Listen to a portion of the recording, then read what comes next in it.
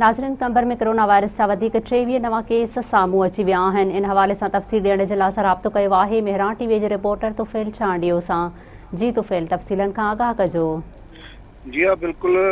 Corona virus ज़िले क़मबर शदात कोट में ॾींहों ॾींहुं जेको आहे तेज़ी सां पखिड़ण लॻो आहे ऐं 24 कलाकनि जे अंदरि जेके आहिनि उहे 23 नवां केस पॉज़िटिव आया आहिनि, जिन में 14 केस नसीराबाद शहर जा ऐं 9 केस जेके आहिनि उहे क़मबर शहर जा पॉज़िटिव आया आहिनि, जिन में पंहिंजो दुकानदार ऐं जेको आहे सो ॿारड़ा ऐं औरतूं शामिल आहिनि।